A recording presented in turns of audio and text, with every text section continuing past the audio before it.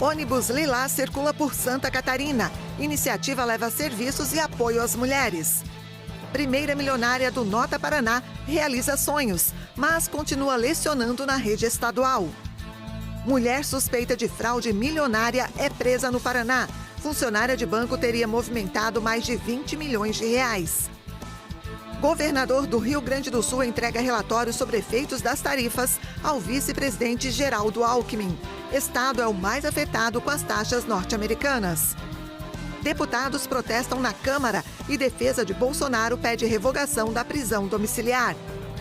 Hospedagens para a COP30 assustam pelos altos valores e organização avisa que não há plano B. E você vai ver também. Presidência da FCDL visita a região sul de Santa Catarina. Em Garopaba, entidade reforça a importância do associativismo. Essas e outras notícias, a partir de agora, no Pix News.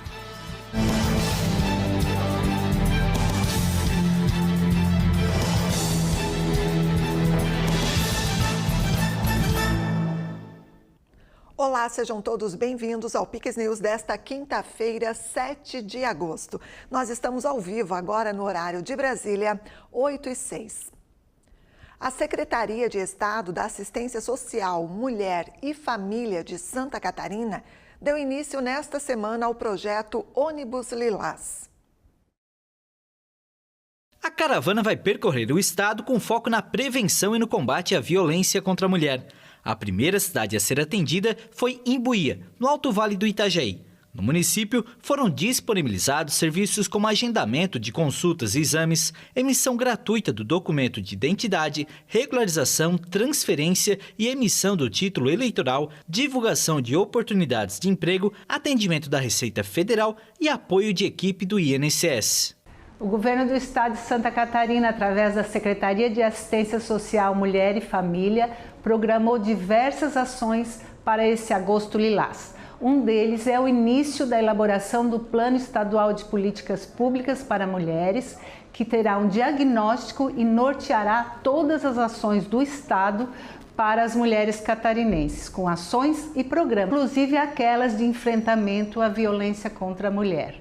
Nós também estamos com o nosso ônibus Lilás, percorrendo diversas regiões do estado de Santa Catarina, em parceria com os municípios, levando informações às mulheres e homens catarinenses. A caravana vai passar por diversos municípios catarinenses ao longo do mês de agosto, ampliando o alcance das ações de conscientização e fortalecendo a rede de proteção e enfrentamento à violência contra a mulher.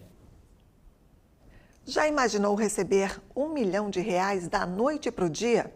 Em 2017, essa foi a realidade de uma professora do Paraná que recebeu a quantia milionária no programa estadual Nota Paraná. Depois de 8 anos, a educadora continua lecionando e realizando sonhos.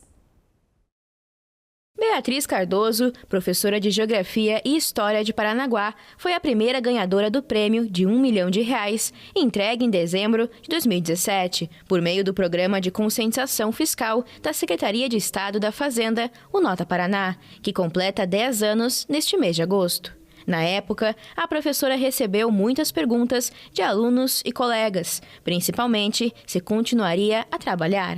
Apesar de ter tirado um ano sabático e realizado o sonho de viajar pela Europa, ela nunca abandonou as salas de aula. Mas vai continuar trabalhando? Assim, claro que eu vou continuar trabalhando, mas porque eu gosto, né? Sim. Eu gosto do magistério, foi a profissão que eu escolhi. Fiz magistério até, fiz letras, depois fiz história. Então, não tem por que parar também de trabalhar, né? Viver uma vida ociosa, sim, cada vez engordando mais. Então, eu gosto de trabalhar. Daí, por isso que eu também optei por isso e porque, como eu já falei, o dinheiro some. Graças ao programa, a educadora que começou a pedir a inclusão do CPF em notas fiscais foi sorteada e pôde pagar contas, zerar dívidas, comprar um carro, casa, ajudar pessoas e algumas causas, além de fazer o dinheiro render com o aluguel de 2 imóveis. O Nota Paraná é um programa que incentiva o consumidor a exigir o documento fiscal no momento de uma compra e, assim, poder receber parte do imposto sobre o ICMS recolhido pelo estabelecimento. Depois que Beatriz ganhou o prêmio, pessoas próximas começaram a acreditar no programa, que já sorteou 58 prêmios ao longo dos últimos 8 anos. Atualmente, o prêmio máximo é entregue 4 vezes ao ano em sorteios especiais, realizados nos meses de fevereiro, maio, agosto e dezembro. A partir do momento que você vê uma pessoa próxima você ganhar um prêmio, um carro, uma rifa, aí a pessoa passa a acreditar, né? Ah, então é verdade. Porque muita gente, até com a loteria mesmo, né? Ah, isso vai para o governo, é enganação, não sei o quê. Até alguém conhecer alguém que ganha. Aí a pessoa passa a acreditar. E muita gente, muitos amigos, né? Ah, não, agora eu também coloco, não sei o quê, ficam torcendo e olhando. A Polícia Civil do Paraná prendeu uma mulher de 29 anos suspeita de envolvimento em uma fraude financeira que resultou na subtração de mais de 22 milhões de reais da conta bancária de uma empresa sediada em São Paulo. Ela foi presa na manhã desta quinta-feira em Araucária, na região metropolitana de Curitiba. O crime foi confirmado no dia 11 de julho, quando hackers invadiram a conta da empresa e, por meio de um esquema articulado, pulverizaram os valores desviados em diversas contas associadas a criptoativos, o que dificulta o rastreamento. Porém, órgãos de segurança pública e do setor de segurança do banco conseguiram bloquear e recuperar aproximadamente 10 milhões de reais. De acordo com o delegado Reinaldo Zequinão, no curso das investigações foi apurada a participação da mulher que atuava como gerente de contas vinculada a uma agência bancária de Curitiba, responsável por facilitar movimentações financeiras suspeitas. Além do mandado de prisão, os policiais cumpriram mandados de busca e apreensão na residência da investigada, onde foram recolhidos objetos relacionados ao crime. Agora, as investigações seguem para identificar e prender outros envolvidos no esquema, além de recuperar o restante dos valores desviados. E ainda no Paraná, uma operação das polícias civil e militar prendeu 7 pessoas envolvidas em um esquema de falsificação de rótulos de cerveja em Cambará. As investigações apontaram que o grupo comprava cervejas de marcas de menor valor e adulterava com rótulos de marcas conhecidas dos consumidores. A cerveja partia de Londrina em caminhões e tinha os rótulos trocados em um barracão na cidade paranaense de Cambará para serem distribuídas para Minas Gerais e São Paulo. A atividade criminosa ocorria desde novembro de 2024. Durante a operação foram apreendidas 22.300 garrafas de cerveja com rótulos falsificados. Os suspeitos foram presos em flagrante e poderão responder pelos crimes de fraude na comercialização de produtos e por organização criminosa. Por ser um dos estados mais atingidos pelo tarifaço americano, o governador do Rio Grande do Sul foi a Brasília para debater consequências e apresentar medidas. O governador Eduardo Leite participou de uma reunião nesta quarta-feira em Brasília com o vice-presidente da República e titular do Ministério do Desenvolvimento, Indústria, Comércio e Serviços, Geraldo Alckmin. Durante o encontro, Leite entregou um ofício acompanhado de um relatório produzido pelo Comitê de Crise da Federação das Indústrias do Estado do Rio Grande do Sul, detalhando os impactos das tarifas sobre a economia regional. Levei todos esses números ao vice-presidente, busquei me atualizar sobre quais são os esforços que estão sendo feitos pelo governo federal nos contatos. O vice-presidente está fazendo um grande esforço, contratando o secretário de Comércio dos Estados Unidos e outros que têm a delegação para falar em nome do governo americano, mas eu considero particularmente que é importante o envolvimento do próprio presidente da República, do próprio presidente Lula, buscando o presidente americano. Conforme o levantamento apresentado pelo Comitê de Crise da Fiergs, o Rio Grande do Sul é a segunda unidade da federação mais impactada pelo chamado tarifaço, imposto pelo presidente Donald Trump.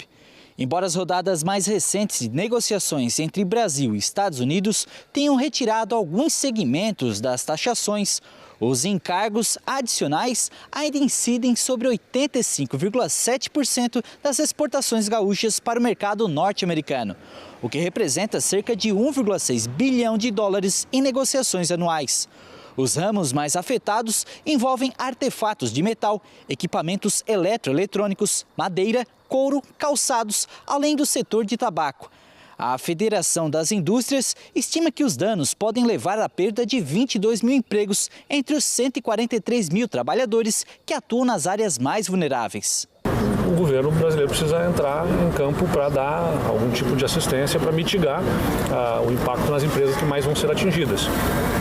Muito das iniciativas não precisam nem ter assim, grande criatividade para implementá-las, porque não é tão diferente, a razão é diferente, mas não é tão diferente do que as empresas tenham passado na pandemia, nas enchentes do Rio Grande do Sul, quando elas não conseguiram operar, não conseguiram ter o faturamento e precisaram ter assistência para a manutenção dos empregos, né? Isso tem diversas opções no portfólio, apresentei isso ao vice-presidente e ele me relatou que estão estruturando isso, que devem apresentar com brevidade algo nessa direção. A defesa do ex-presidente Jair Bolsonaro pediu a revogação da prisão domiciliar e denunciou censura. Na noite de quarta-feira, o presidente da Câmara dos Deputados, Hugo Mota, abriu a sessão plenária após protestos da oposição, criticando a ação dos deputados e pedindo diálogo. Os parlamentares também pediram que seja pautada a anistia geral e irrestrita aos condenados e investigados por tentativa de golpe de Estado, assim como o impeachment do ministro do Supremo Tribunal Federal, Alexandre de Moraes, que decretou a prisão de Bolsonaro. Após um longo período de obstrução e protestos por parte dos parlamentares da oposição, o presidente da Câmara dos Deputados, Hugo Mota, abriu a sessão plenária criticando a ação dos deputados e pedindo diálogo. Quero mais uma vez dizer que nós vamos continuar apostando no diálogo, mesmo quando muito poucos, quase nenhum ou ninguém acreditar mais nessa ferramenta, porque só o diálogo é que nos trará à luz das grandes construções que o Brasil precisa. Os advogados de Jair Bolsonaro recorreram ao Supremo Tribunal Federal para pedir a revogação da prisão domiciliar do ex-presidente, que representa, segundo eles, uma medida de censura. O ex-chefe de Estado e aliado do ex-presidente americano Donald Trump está em prisão domiciliar em Brasília. Bolsonaro foi acusado de violar a proibição judicial de uso das redes sociais no âmbito do julgamento, que enfrenta por suposta tentativa de golpe. O ex-capitão do Exército deve permanecer em casa pelo restante do julgamento no Supremo Tribunal Federal, onde é acusado de conspirar para permanecer no poder após a derrota nas eleições de 2022 para o presidente Lula. Investigado por uma suposta obstrução no processo, desde meados de julho, Bolsonaro é obrigado a usar uma tornozeleira eletrônica e está proibido de manifestação nas redes sociais, diretamente ou por meio de terceiros. A disparada no preço das hospedagens em Belém virou tema de preocupação internacional às vésperas da COP30. O presidente da conferência, André Corrêa do Lago, descartou uma mudança de sede. Na quarta-feira, o presidente da COP30, André Corrêa do Lago, participou de uma audiência pública na Comissão de Meio Ambiente e Desenvolvimento Sustentável da Câmara dos Deputados para falar sobre os preparativos para o evento, marcado para novembro. Essa questão toda, esse debate todo, está vindo porque os países que estão procurando fazer reserva em Belém estão vendo preços que são 10, 15 vezes maiores do que o que os hotéis oferecem, por exemplo, esse mês. Apesar de questionamentos sobre uma possível mudança de sede, Corrêa do Lago afastou qualquer chance. Eu tenho dito que não há plano B, o plano B é Belém, então é bem Belém. De acordo com a Agência Brasil, o embaixador confirmou que o presidente da Áustria, Alexander Van der Bellen, desistiu de viajar ao Brasil em razão dos custos e vai enviar apenas o ministro do Clima e Proteção Ambiental. O presidente da COP30 lembrou que as questões estruturais e logísticas da conferência são de responsabilidade da Secretaria Extraordinária da COP30, ligada à Casa Civil da Presidência da República, que, junto ao Estado do Pará, busca soluções legais para os preços, inclusive por meio de órgãos de defesa do consumidor. Agora intervalo e você vai ver a seguir. Incêndio segue ativo na França. Fogo já queimou 17 mil hectares.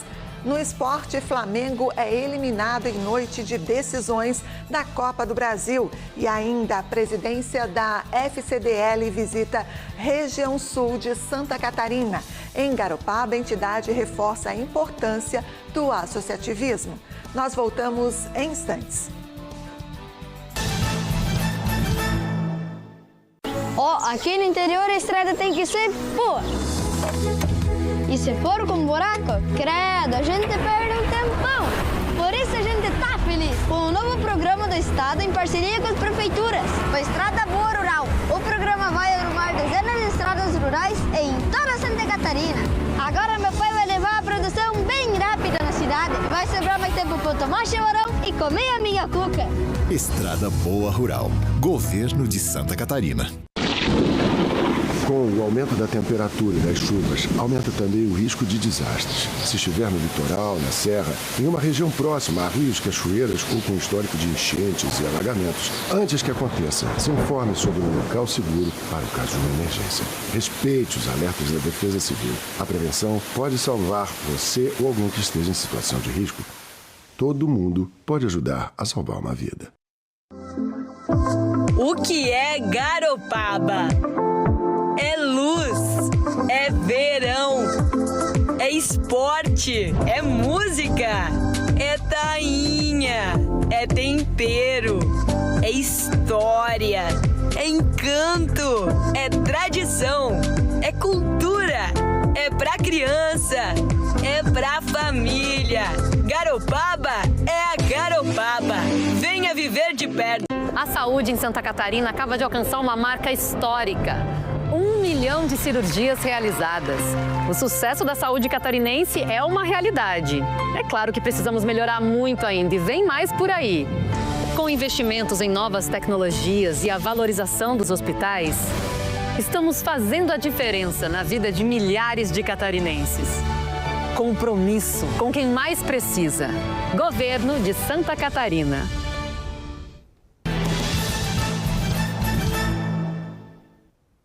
Estamos de volta agora, 8h21. Você confere alguns destaques internacionais. A França tenta controlar um grande incêndio florestal no sul do país, que já queimou 17 mil hectares, além de deixar uma pessoa morta, vários feridos e casas danificadas. O Serviço Europeu de Monitoramento Climático informou que o mundo viveu em 2025 o terceiro mês de julho mais quente já registrado. O aquecimento tem piorado os desastres naturais. O primeiro-ministro François Bayrou descreveu a situação como uma catástrofe de magnitude sem precedentes. Este incêndio florestal, que começou na terça-feira em uma área montanhosa, perto da cidade de Narbonne, é o maior registrado na França neste verão europeu. Uma mulher morreu até o momento, mais de 10 pessoas ficaram feridas e 36 casas ficaram danificadas. 2.000 bombeiros trabalham no combate às chamas. Após se espalhar rapidamente nos primeiros dias, o avanço do fogo diminuiu desde a noite passada, mas a expectativa é que pudesse aumentar novamente por causa da previsão de rajadas de vento de até 40 km por hora e temperaturas de até 32 graus. 15 municípios foram afetados pelo incêndio, que continua ativo em diversas áreas. O incêndio é atribuído à mudança climática e à seca.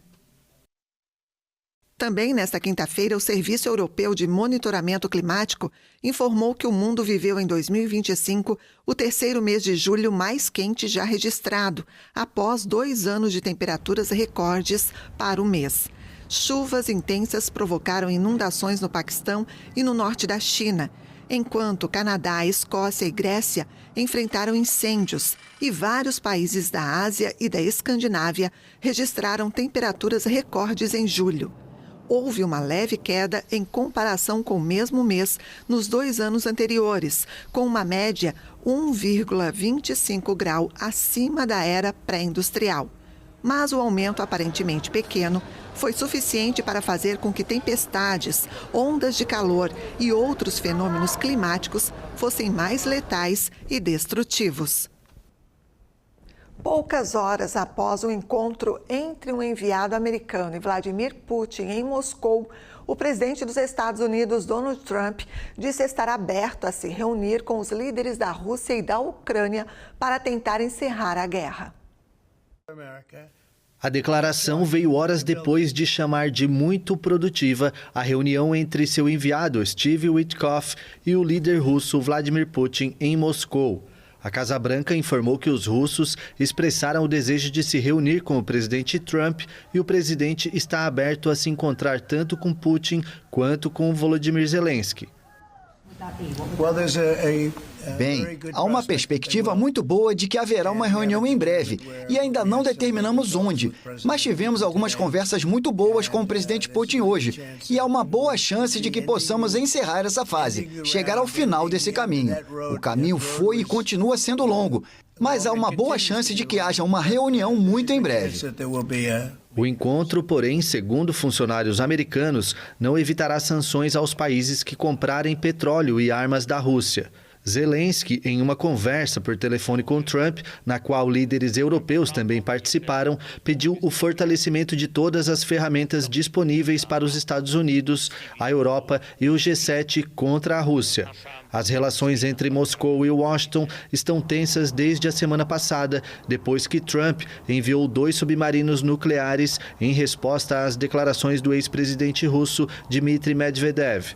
Além disso, o presidente americano deu à Rússia 10 dias para interromper a ofensiva na Ucrânia ou enfrentar novas sanções não especificadas.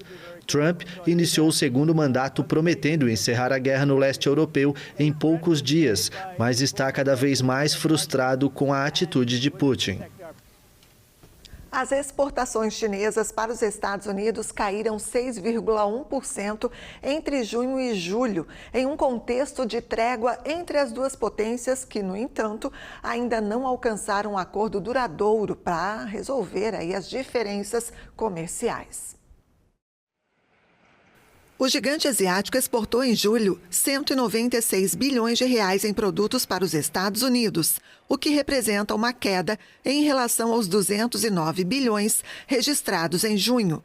Os dados são das alfândegas chinesas, publicados nesta quinta-feira. As duas maiores economias do mundo concordaram no mês passado em manter temporariamente as tarifas americanas sobre os produtos chineses em 30% e as tarifas de Pequim sobre os bens dos Estados Unidos em 10%. O acordo reduziu as tarifas de 3 dígitos que cada parte havia imposto à outra após o presidente Donald Trump iniciar a guerra comercial em 2 de abril. A trégua de 90 dias está prevista para terminar em 12 de agosto, data em que tarifas alfandegárias mais elevadas podem voltar a ser aplicadas. Os números oficiais divulgados nesta quinta também mostram que as exportações totais da China aumentaram 7,2% em relação ao mesmo período do ano passado. O aumento das exportações do gigante asiático superou a previsão da agência econômica Bloomberg, de 5,6%. A Apple vai investir mais 100 bilhões de dólares nos Estados Unidos, segundo o anúncio feito na Casa Branca. O presidente Trump também prometeu tarifas de 100% sobre chips e semicondutores importados. Com essa medida, a gigante de tecnologia elevou o compromisso total de, nos próximos 4 anos, para investir 600 bilhões de dólares nos Estados Unidos. O anúncio foi feito nesta quarta-feira na Casa Branca, em um evento que contou com a presença do CEO da companhia californiana, Tim Cook. Today, Apple is announcing that it will invest $600 billion. That's with a B. Este é o maior investimento que a Apple já fez na América ou em qualquer outro lugar. E é uma honra tê-lo aqui. Como vocês sabem, a Apple tem investido em outros países um pouco. Não vou dizer quais, mas alguns. And it's just an honor to have you. As you know, Apple's been an investor in other countries a little bit. I won't say which ones, but a couple. And I'm pleased to announce that very soon. Estou feliz em anunciar que em breve, pela primeira vez na história, cada novo iPhone e cada novo Apple Watch vendido em qualquer lugar do mundo terá vidro de proteção fabricado no Kentucky.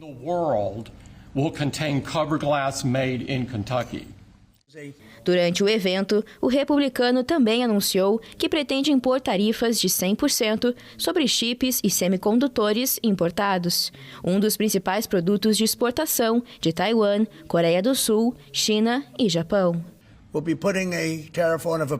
Estamos impondo uma tarifa de aproximadamente 100% sobre chips e semicondutores. Mas se você está produzindo nos Estados Unidos da América, não haverá cobrança. Mesmo que você esteja produzindo e ainda não produza em termos de grandes números de empregos e todas as coisas que está fazendo. Se você está produzindo, não haverá cobrança. Segundo Trump, a Apple vai ajudar a desenvolver e fabricar semicondutores e equipamentos para semicondutores no Texas, Utah, Arizona e Nova York. As tarifas funcionam, na prática, como um imposto pago por empresas que importam mercadorias para os Estados Unidos. Isso significa que a gigante de tecnologia precisa arcar com essas taxas sobre iPhones e outros produtos ou componentes trazidos do exterior.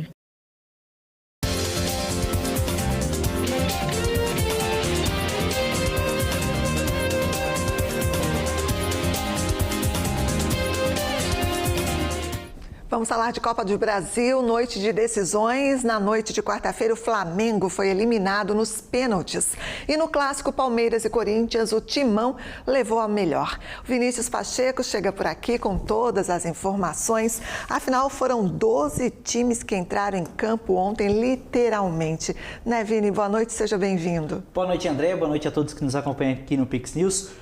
Noite de oitavas de final da Copa do Brasil, Flamengo e Atlético Mineiro em campo, uma rivalidade regional e quem levou a melhor foi o Galo. O Flamengo até conseguiu abrir o placar e levar a vantagem com a bola rolando. E é isso que a gente vai conferir aí. O Cebolinha marcou o gol do Flamengo, o Plata fez essa enfiada de bola, muito bem colocada essa bola aí, botou o zagueirão para deitar, ficou com aquela dor nas costas. E o Flamengo comemorou o gol com a bola rolando. Aí a gente vai ver de novo aí, ó. André, qual que seria um médico para dor nas costas nesse caso, para esse zagueiro, não? A gente vai levar durante a semana para o Pix News.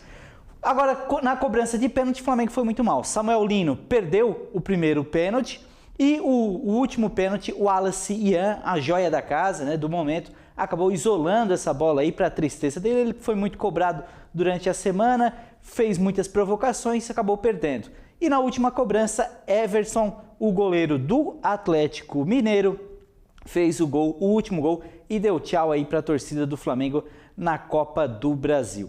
Já no clássico Palmeiras e Corinthians, melhor para o Timão, jogando na casa do Palmeiras. E a gente confere agora, porque o Palmeiras já saiu na desvantagem logo no início do primeiro tempo, com essa marcação aí, ó, o juizão, o Daronco, percebeu, teve o acesso também ao VAR e foi expulso o Aníbal Moreno.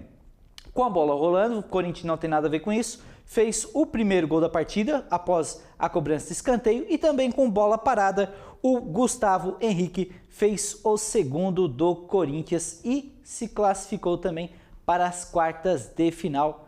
E aí, com essa desvantagem, ainda o Palmeiras teve outro jogador expulso já no finalzinho do jogo, foi o Emiliano também expulso na confusão ali do Palmeiras. Ainda no Copa do Brasil, Atlético Paranaense venceu em casa e eliminou o São Paulo, que havia vencido a primeira partida por 2-1 no Morumbi e perdeu no Paraná. E a gente confere agora, o único gol da partida foi marcado, antes a gente tem a expulsão do goleiro Rafael. Logo no início do jogo, o Rafael foi expulso, a defesa do São Paulo de bobeira, o goleiro teve que fazer essa falta e acabou sendo expulso. Rafael expulso, o Atlético Paranaense foi para cima com um jogador a mais e marcou esse gol com o Lucas Esquivel, marcando para o Atlético Paranaense o Furacão. Nas cobranças de pênalti, o herói da partida foi o goleiro Santos, que defendeu 3 pênaltis, meus amigos. É isso mesmo, 3 pênaltis. Do Sabino, do Tábia e também do goleiro reserva, que entrou no lugar do Rafael, o Jandrei, que marcou com toda essa calma aí, mas acabou perdendo o gol para o São Paulo e classificando assim o Furacão para as quartas de final. Já o Botafogo venceu fora de casa por 1-0 o Bragantino, mas também com polêmica. No início do jogo, o Bragantino fez este gol aí, que foi um golaço também. Jogada trabalhada, lançamento e um golaço. Olha só o chutaço que ele deu de fora da área, acertou no ângulo. Mas o juizão entendeu aí, teve o auxílio do VAR e marcou impedimento. Numa imagem bem difícil de se entender, até duvidosa de realmente se chegar a uma conclusão, mas o VAR entendeu que foi impedimento. O Botafogo não tem nada a ver com isso, marcou o gol com a bola rolando, também num lance ali que não dava para a gente definir se era impedimento ou não, mas o fato ficou 1-0 para o Botafogo, classificado para as quartas de final. Já Fluminense e Internacional, menos de 1 minuto de jogo, já teve gol. E a gente confere agora, porque a defesa do Colorado bobeou, o atacante Everaldo roubou e tocou para o Canóbio marcar e fazer o primeiro gol do tricolor carioca. Marcação de pênalti, quem vai cobrar é o Alan Patrick. Alan Patrick bateu mal, porque também o Fábio muito bem se adiantou. O juizão mandou voltar a cobrança e de novo Alan Patrick. Olha só, como você pode ver, ó, ele já tinha dado um passinho para frente, o Fábio. Cobrança de novo, Alan Patrick novamente na cobrança, marcou dessa vez fazendo 1-1, empate que não valeu de nada porque o Internacional havia perdido no Beira-Rio por 2-1. O Fluminense ganhou fora de casa no Rio Grande do Sul por 2-1, então classificado o Fluminense. Já o jogo Retrô e Bahia ficou em 0-0. Como no primeiro jogo o Bahia havia vencido por 3-2, classificado o tricolor baiano. Neste momento está em campo o Vasco e CSA. O Vasco está vencendo por 2-0. Já o CRB e Cruzeiro jogam logo mais às 9 horas da noite. Com esses resultados das oitavas de final, os times classificados vão saber quais serão os próximos confrontos só na próxima terça-feira, dia 12, quando a CBF vai fazer o sorteio das quartas de final da Copa do Brasil, André. E a gente aguarda aí ansiosos para saber quem serão os próximos times a se confrontarem nas quartas de final da Copa do Brasil. É isso aí. Obrigada, Vini. Muito obrigado, André. Uma boa noite a você e a todos que acompanham aqui o Pix News. Boa noite, até a próxima. E a presidência da Federação das Câmaras de Dirigentes Lojistas de Santa Catarina visitou o Garopaba, no sul catarinense, nesta quarta-feira. A ação faz parte do projeto da entidade, que busca se aproximar cada vez mais do associado e da comunidade. Presente em mais de 200 municípios do estado por meio das câmaras de dirigentes lojistas, a FCDL busca dar apoio a empresas, sejam elas prestadoras de serviços ou comércio, em questões administrativas, consulta e segurança ao crédito e apoio institucional. Com 52 anos de fundação, a entidade é uma das mais fortes do estado e busca cada vez mais se aproximar dos associados e da população.